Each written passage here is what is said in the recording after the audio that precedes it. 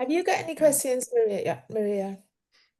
Not necessarily questions, but just a point that for our team that's attending, we've just done some team leader training, and Mm, they covered the leader management side of it. So I think for the ones that are coming have kind of got to that point where they are more managers than leaders, and the balance needs to change a yeah, little bit. So I think for us, this summit's going to be really good to try and get the more leadership skills out of us rather than our team coming to us with an issue and we tell them how to fix it rather than doing the coaching of what do you think and what are your yeah, rights. So that's the kind of bit I think with our team is the most we're going to get from it is the balancing of the manager leader hat because they're a lot of people assume they're the same role Mm. and they're yeah.